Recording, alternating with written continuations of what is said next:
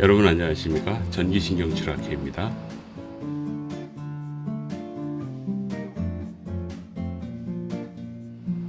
오늘은 발바닥 통증에 대해서 얘기를 나눠볼 건데요. 주제는 발바닥 통증과 관련된 오진이 너무 많다입니다. 여러분들도 그럴 가능성이 있어요. 족저근막염하고 매우 유사한 증상을 나타내고 있는 질병인데요. 실제로는 족저근막염이 아닌 그런 사례, 그 사례를 몇 가지만 말씀을 드릴게요. 여러분들이 현재 느끼시는 통증하고 한번 비교해서 보시기 바랍니다.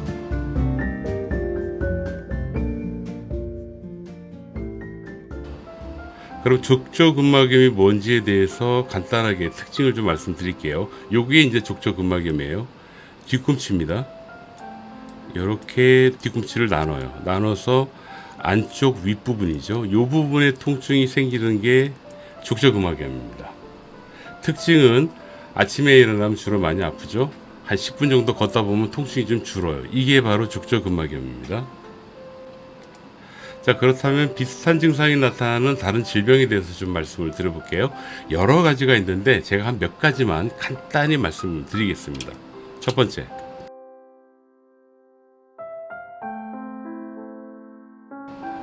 요 뒤꿈치 요거 보이세요? 이게 물주머니예요, 물주머니. 뒤꿈치 바닥면에 붙어 있는 건데요. 얘는 조금 발에 무리가 가잖아요. 그러면 부어요. 점액낭염이라고 얘기를 합니다. 얘도 뒤꿈치 쪽으로 통증이 아주 유사하게 나타나요. 그런데 조금 구별하자면 족저근막염은 여기 내측 위쪽이 아프다면 점액낭염은 뒤꿈치 자체가 다 아파요. 그리고 약간 부어 있습니다.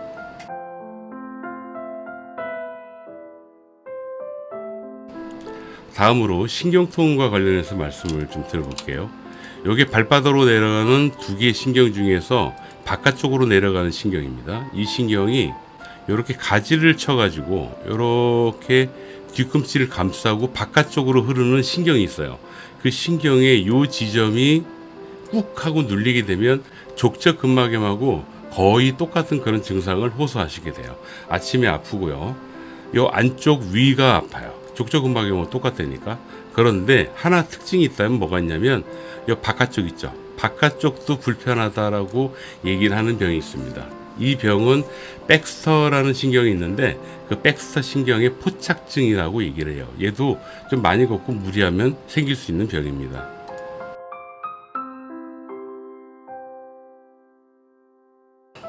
이 변에는 요 발바닥으로 내려가는 신경 중에서 위에 있는 신경인데 복숭아뼈하고 뒤꿈치 사이에 어느 특정 지점을 꾹 누르게 되면 발 뒤꿈치도 아프고요. 여기 엄지발가락 쪽으로 찌릿하는 그런 증상이 있어요. 근데 이것도 뒤꿈치 쪽으로 통증이 있다니까요. 그러니까 족저근막염이라고 쉽게 오진을 합니다.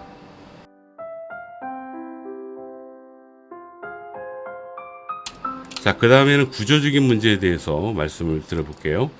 여기 보시면요. 이렇게 동그랗게 돼 있잖아요. 이게 아치라 그러죠. 이게 도톰하게 돼야지 되는데 이게 평발이거나 너무 이렇게 푹 들어간 커브가 너무 큰 이런 케이스가 있어요. 이런 경우에는 통증이 어디로 생기냐면 처음에 발생할 때는 여기 아치 이쪽이 아파요. 그런데 이 상태로 오래 고생하잖아요. 그렇게 되면 뒤꿈치가 아파요. 똑같습니다. 족저근막염하고 증상이 매우 유사해요.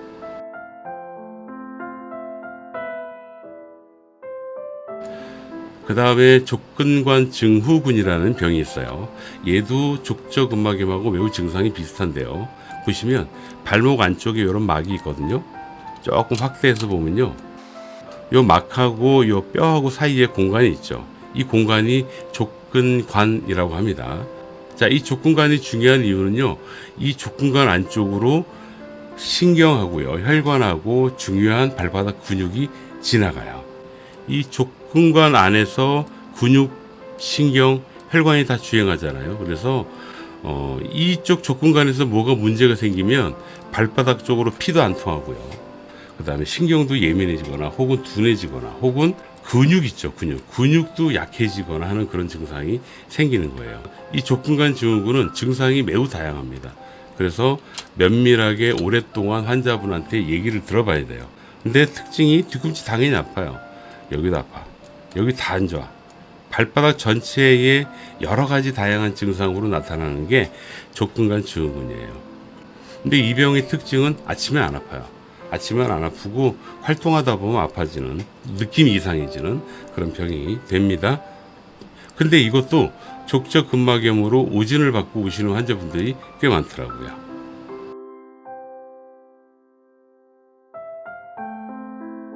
발바닥 통증 환자를 실제 임상에서 보면서 제가 느끼는 점 중에 하나가, 왜 이렇게 오랫동안 고생할까? 여러분들도 궁금하지 않으세요? 몇 가지 원인들이 있습니다. 그 중에서 대표적인 게요, 오진입니다. 오진.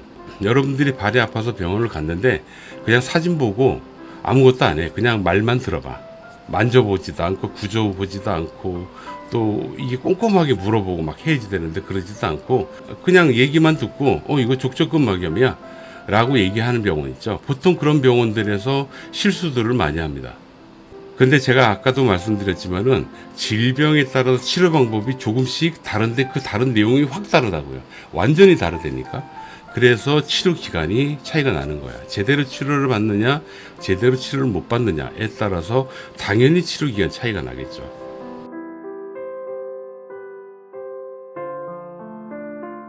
자, 발통증은요, 굉장히 치료하기가 어렵습니다. 왜냐하면 복합적이기 때문에 그래요. 단순하게 염증? 아니에요. 그게 아니고 그로 인해서 2차, 3차, 4차 주변으로 미치는 영향들이 있거든요. 혈관 기능도 문제가 생기고 신경의 기능도 문제가 생기고 걸을 때 생기는 구조, 아프니까 구조가 바뀐단 말이에요. 그런 것들이 누적되면서 생기는 또 문제, 이런 것들이 복합적으로 섞이면서 통증을 해결하기 어렵습니다. 그래서 정확한 진단이 필요한데, 참고로 제가 알아낸 것만 해도요, 한 19가지, 20가지 정도의 병명 분류가 돼요. 이거를 단순하게 발이 아프다, 뒤꿈치가 아프다, 족저근막염이에요, 이렇게 얘기를 해가지고 치료를 받아, 충격파 치료 받고 막 약 먹고 스트레칭하고 해요. 여러분, 그렇게 해서 좋아질 만한 분은 이 영상 보지 않습니다. 당연하죠. 그렇게 해서 안 좋아지는 분들이 아마 이 영상을 보실 거란 말이에요. 그런 분들은 여러분들의 발 상태, 여러분들의 발의 통증이 굉장히 짬뽕, 복잡하게 얽혀있는 이유들로 인해서 현재 통증이 나타나고 있다는 것을 정확하게 이해를 해야 돼요. 그래서 치료 쉽게 보면 안 됩니다.